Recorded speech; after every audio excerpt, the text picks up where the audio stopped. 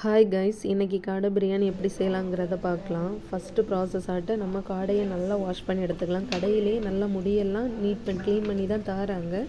But நம்ம வீட்டுக்கு வந்ததுக்கப்புறமும் ஒரு முறைக்கு 2 முறை நல்லா பார்த்துட்டு முடி இருந்து அதை எடுத்துகிட்டு நல்லா க்ளீன் பண்ணி எடுத்து வச்சுக்கலாம்.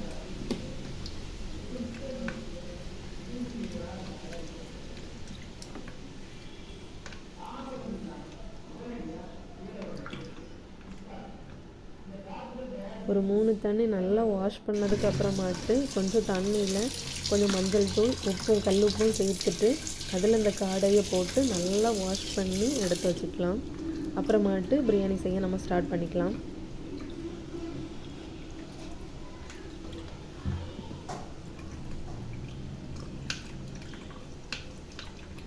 இந்த மஞ்சள் தூள் உப்பு போட்டு நம்ம வாஷ் பண்ண நேரம் அந்த கவிச்சி ஸ்மெல் நம்மளுக்கு வராமல் இருக்கும். அதனால் இப்படி வாஷ் பண்ணி எடுத்து வச்சுக்கலாம். இப்போ வாஷ் பண்ணியாச்சு.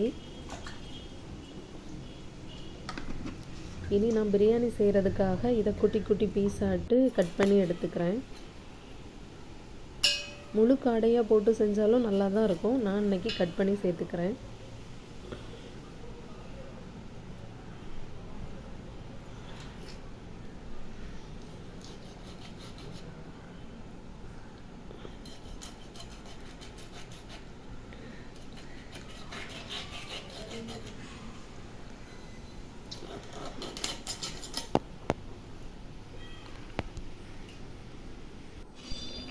பிரியாணி செய்கிறதுக்கு தேவையான இன்க்ரீடியன்ட்ஸ் எல்லாமே ரெடி ஆகிடுச்சு. இனி பிரியாணி செய்ய ஸ்டார்ட் பண்ணலாம். அதுக்கு ஒரு குக்கரை அடுப்பில் வச்சுட்டு 3 ஸ்பூன் நெய் விட்டுக்கலாம். அப்புறமா நம்ம சமையலுக்கு யூஸ் பண்ணுற எண்ணெயை சேர்த்து இந்த நெய் கூடால சேர்த்து நல்லா ஹீட் பண்ணிக்கலாம்.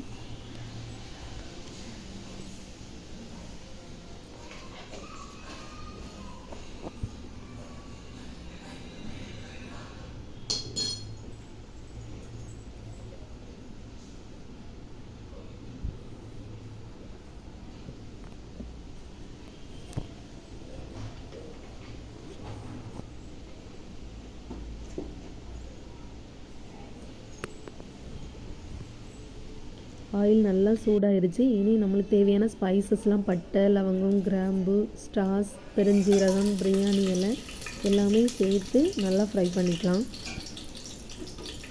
எப்போவுமே இது ஃப்ரை பண்ண நேரம் மீடியம் ஃப்ளேம்லேயே வச்சுக்கலாம், ஏன்னா கரிஞ்சிடக்கூடாது.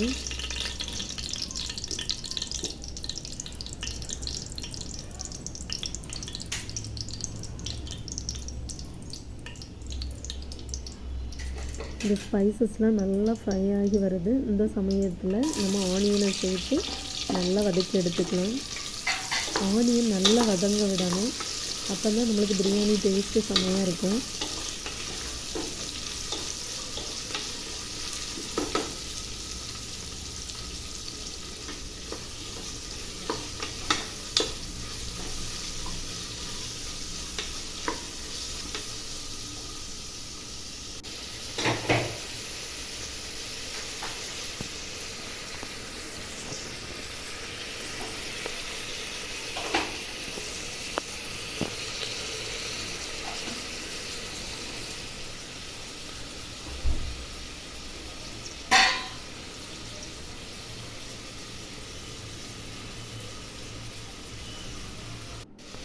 ஆனியன் கொஞ்சம் நல்லா பொன்னிறமாக வதங்கி வர்ற ஸ்டேஜில் ஒரு பச்சை மிளகாய், காரத்துக்கு தேவை 1 2 சேர்த்துக்கலாம். நான் இன்றைக்கி ஒரு பச்சை மிளகாய் சேர்த்துருக்கேன். 2 கட் பண்ணி சேர்த்துருக்கேன்.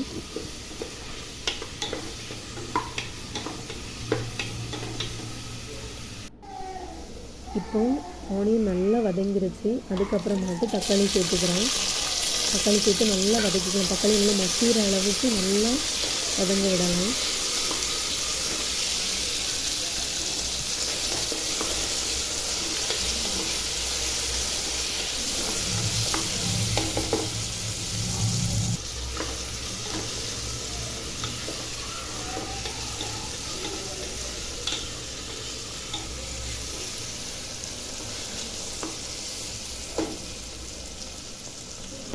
இனி புதினா இலை வாங்குறதுக்கு மறந்துட்டேன். நம்ம வீட்டுக்கு பின்னாடி 2-3 ஸ்டெம்ஸை நட்டு வச்சுருந்தேன். அதிலிருந்து அழகாக புதினா இலை வந்திருந்து. சரி, இன்றைக்கி பிரியாணி செய்கிறோம்ல, அதுலேருந்து ஃப்ரெஷ்ஷாக போடலாமே நினச்சி வெளியிலேருந்து அழகாக கட் பண்ணி எடுத்துகிட்டு வந்தாச்சு செடியிலேருந்து. எப்போவுமே இந்த புதினா செடி வந்து ஸ்டெம் வச்சோன்னா வரும், ஆனால் டக்குன்னு கரிஞ்சு போயிடும். இந்த தடவை அழகாக வந்துருந்து. சரி, நம்ம காடை பிரியாணிக்கு அதை போடலான்னு சொல்லிட்டு ஃபஸ்ட்டு வந்து அழகாக வாஷ் பண்ணி உள்ளே சேர்த்து தக்காளி கூடலாம் சேர்த்து நல்லா வதக்கி வச்சு,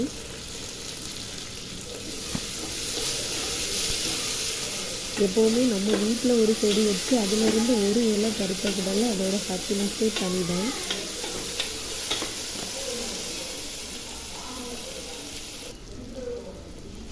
இப்போ எல்லாம் நல்லா வதங்கினதுக்கப்புறமாட்டு இஞ்சி பூண்டு பேஸ்ட்டு சேர்த்துக்கலாம்.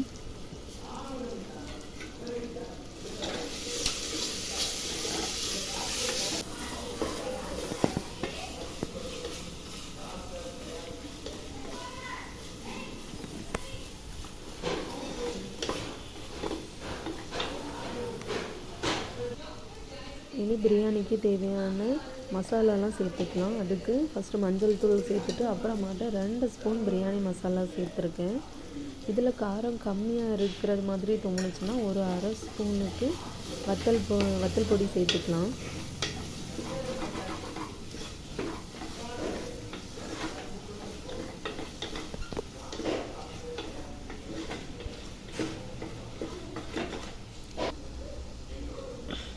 நல்லா எண்ணெய் பிரிஞ்சு வந்துட்டுருக்கு.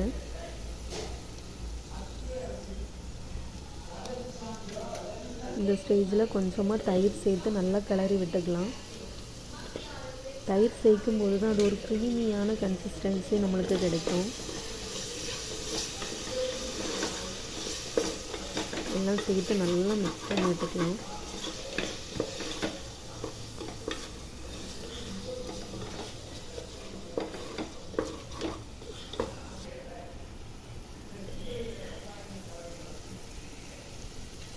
உங்களுக்கு தெரியுதுன்னு நினைக்கிறேன், நல்லா ஆயில் பிரிஞ்சு வருது. இப்போ காடையை சேர்த்துட்டு அந்த மசாலா கூடால நல்லா மிக்ஸ் பண்ணுறது மாதிரி நல்லா கிளறி விட்டுக்கலாம்.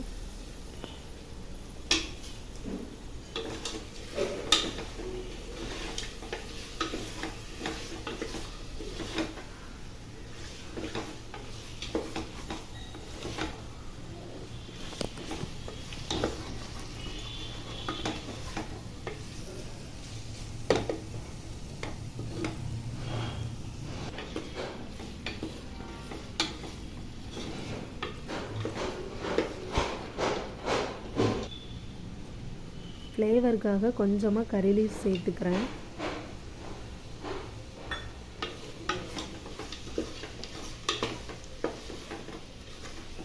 இன்றைக்கி நான் பிரியாணிக்கு ஜீரக சம்பா ரைஸ் எடுத்து நல்லா வாஷ் பண்ணிவிட்டு கொஞ்சம் ஒரு 1/2 அன் ஹவர் ஊற வச்சுருந்தேன். அந்த தண்ணியை இந்த காடை வேகிறதுக்காக நான் ஆட் பண்ணிக்கிடுறேன்.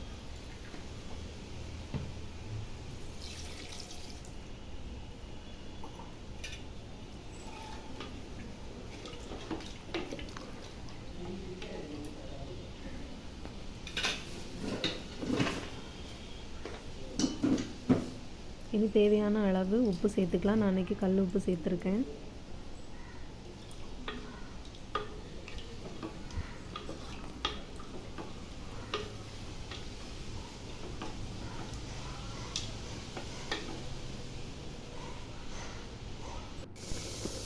நம்ம ஊற வச்சுருந்த சீரக சம்பா ரைஸை இதில் சேர்த்துக்கலாம். இதில் கொஞ்சம் மட்டும் அரிசி வெந்ததுக்கப்புறம் நம்ம விசில் போட்டோம்னா கரெக்டாக இருக்கும்.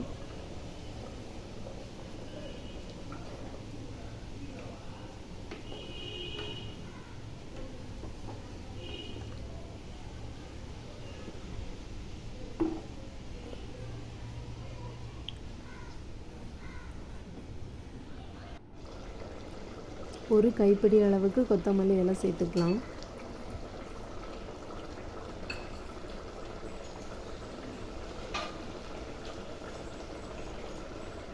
இனி ஹை ஃப்ளேமில் வச்சு 2 விசில் போட்டு எடுத்தால் பிரியாணி ரெடி ஆயிரும்.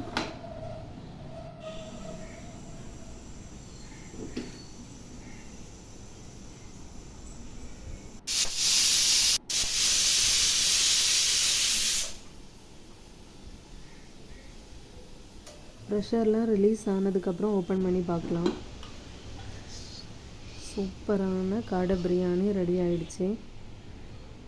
நீங்களும் வீட்டில் இதே போல் காடை பிரியாணி ட்ரை பண்ணி பாருங்கள்.